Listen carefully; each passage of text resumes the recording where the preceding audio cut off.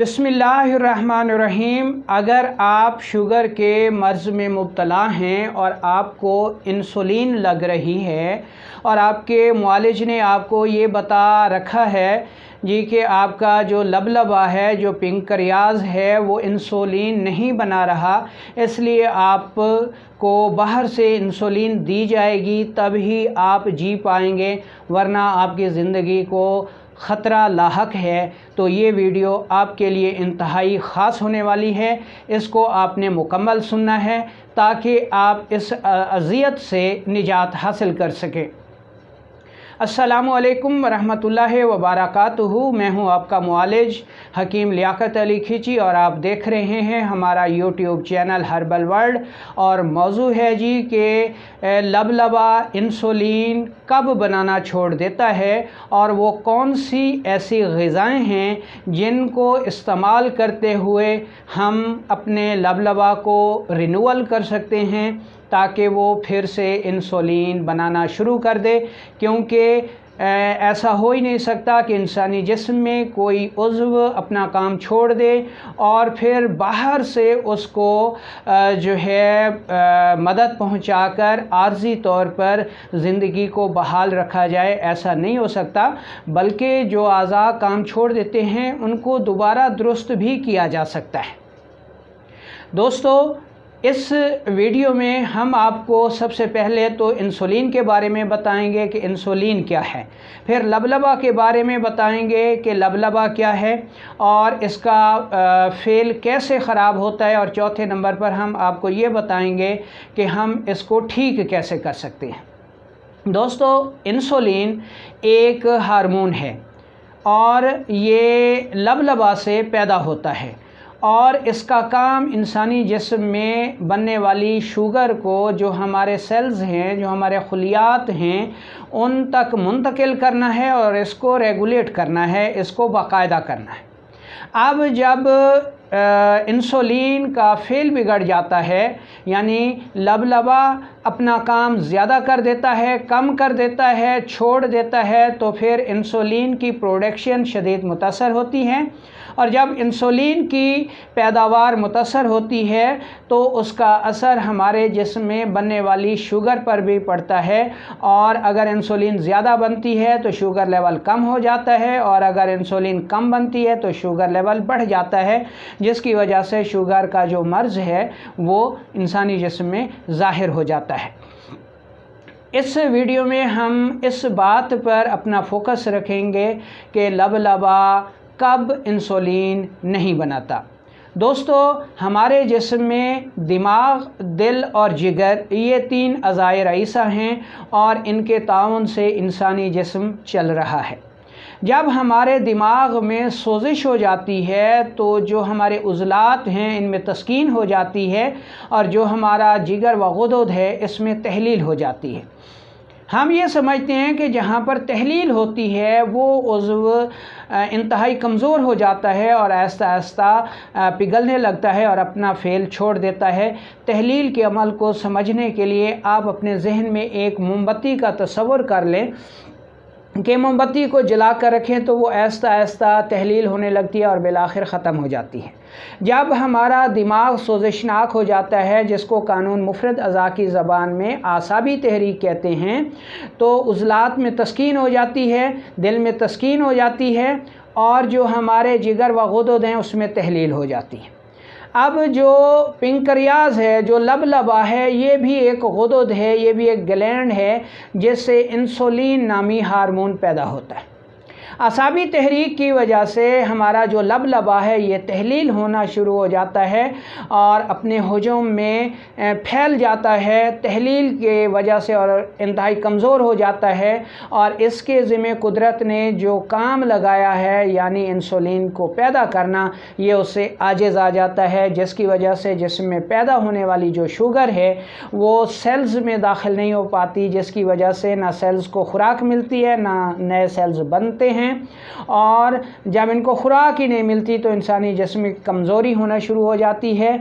और दूसरी तरफ जब शुगर जिस्म में खर्च ही नहीं होती, सेल्स में जा ही नहीं पाती, तो फिर जिस्म इसको फजूल समझते हुए जिस्म से ख़ारिज करना शुरू कर देता है, और ये शुगर लैब टेस्ट में मुस्बत आ जाती है। इस मौके पर मुआलजीन ये कहते हैं जी कि आपका लबलबा जो है वो इंसुलिन नहीं बना रहा, इसलिए वो बाहर से इंसुलिन देना शुरू कर देते हैं।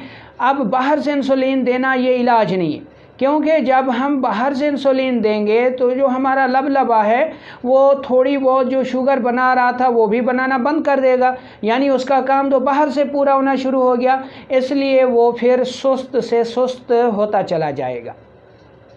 अब हमने ये पढ़ा कि जब दिमाग में सोजिश होती है यानी आसाबी तहरीक होती है तो गुदद में तहलील होती है, और तहलील की वजह से लबलबा इंसुलिन नहीं बनाता। ऐसी सूरत में हमने करना क्या है? ऐसी सूरत में हमने ये करना है कि हमने हर किस्म की जो आसाबी ग़िज़ाएँ हैं, जो कार्बोहाइड्रेट्स वाली ग़िज़ाएँ हैं, जो बलगमी ग़िज़ाएँ हैं, जो पानी वाली ग़िज़ाएँ हैं, जैसे डालडा घी है, चीनी है, चावल हो गया, मक्खन हो गया, इसको हमने बंद कर देना है। कार्बोहाइड्रेट्स वाली सारी ग़िज़ाएँ हमने बंद कर देनी है, और इसकी जगह हमने प्रोटीन वाली तुर्श तेज़ाबी ग़िज़ाएँ जो हैं वो इस्तेमाल करनी हैं। इससे होगा क्या? इससे ये होगा कि जहाँ आसाब हैं, ठीक है, वहाँ पर सोजिश की वजह से तहलील हो जाएगी, यानी पहले तहलील जिगर व गुदद में थी जिसकी वजह से लबलबा इंसुलिन नहीं बना रहा था। जब हमने प्रोटीन वाली ग़िज़ाएँ शुरू की और आसाबी ग़िज़ाएँ बंद कर दी तो उससे ये होगा कि तहरीक उज़लात में आ जाएगी, और जो तहलील है वो आसाब में पैदा हो जाएगी, और जो जिगर व गुदद हैं वहाँ पर तस्कीन हो जाएगी। आसाब में तहरीक आते ही जो जिगर व गुदद की तहलील थी, जो लबलबे की तहलील थी, वो रुक जाएगी और उसमें एक सुकून आ जाएगा, एक फ़रहत आ जाएगी, और जिगर व गुदद और लबलबा अपने आफ़ाल सर अंजाम देना शुरू कर देंगे, उनकी रिपेयरिंग होना शुरू हो जाएगी, उनमें फ़रहत और सुकून से वो तहलील हो रहे थे तो सुकून का सांस लेंगे और अपने आप को रिपेयर करना शुरू कर देंगे। जबकि आसाब में जहाँ पर सोजिश थी वहाँ पर तहलील हो जाएगी और आसाब की सोजिश दूर होना शुरू हो जाएगी, और जहाँ उज़लात में तस्कीन थी वहाँ तहरीक पैदा हो जाएगी, हर की हरारत पैदा होना शुरू हो जाएगी, जिससे सारा मैकेनिज़्म जो कि ख़राब हो गया था वो दुरुस्त हो जाएगा। तो उज़लाती आसाबी से उज़लाती गुदी यानी प्रोटीन वाली ग़िज़ाएँ वो ग़िज़ाएँ हैं जो लबलबे को दोबारा ज़िंदगी बख्शती हैं जब वो इंसुलिन बावजह तहलील नहीं बना रहा होता। इसलिए जब आपका लबलबा तहलील हो रहा हो तो ऐसी सूरत में आपने तुर्श और तेज़ाबी, जैसा कि मछली हो गई, बड़ा गोश्त हो गया, किशमिश हो गई, भुने हुए चने हो गए, इंजीर हो गई, काले चने हो गए, ये ऐसी ग़िज़ाएँ हैं जो लबलबा को नई ज़िंदगी देती हैं, ताकत बख्शती हैं, तस्कीन पैदा कर देती हैं उसमें, और उसमें फ़रहत आकर ताकत आना शुरू हो जाती है, और लबलबा अपना काम फिर दोबारा से शुरू कर देता है और इंसुलिन बनाना शुरू कर देता है, और बाहर से जो हम इंसुलिन दे रहे थे वो देना बंद हो जाती है, और शुगर भी ठीक हो जाती है, इंसुलिन भी पूरे मिक़दार पर पैदा होना शुरू हो जाती है। तो दोस्तों, ग़िज़ा में बड़ी ताकत है, इसलिए हम बार बार ये कहते हैं कि आप इलाज बिलग़िज़ा सीखें। जब आप इलाज बिलग़िज़ा सीखेंगे तो आप शुगर को भी शिकस्त दे सकते हैं जिसका कोई इलाज नहीं है। 8-10 साल से मेडिसिन चल रही हैं, एक दिन भी नागा हो जाए तो आपकी शुगर बढ़ गई, ये इलाज तो ना हुआ। जबकि दूसरी तरफ ग़िज़ा से आप शुगर को भी शिकस्त दे सकते हैं, ब्लड प्रेशर को भी शिकस्त दे सकते हैं, बवासीर को भी शिकस्त दे सकते हैं, कोलेस्ट्रॉल हो गया, यूरिक एसिड हो गया, या दिल के अमराज हो गए।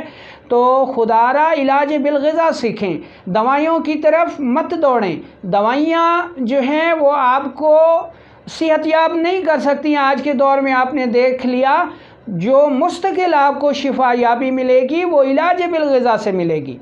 लेकिन चूँकि इलाज बिलग़िज़ा को हमारे लोग कुछ समझते ही नहीं हैं, ठीक है, अद्वियात पर पैसा खर्च करेंगे, लेकिन किसी भी इलाज बिलग़िज़ा वाले मुआलिज को मजाल है कि उसका मुआवजा दें, ये मुफ्त में पूछेंगे। ठीक है, तो आप जब अपने मुआलिज को उसका मुआवजा देंगे, उसकी मेहनत देंगे, तो वो भी आपको दिल लगी से, मेहनत से, लगन से इलाज बिलग़िज़ा बताएगा। ठीक है, और इस इलाज बिलग़िज़ा से ही आपको इंशाअल्लाह अल्लाह ताला शिफ़ाए कामिला आजिला अता फ़रमाएगा।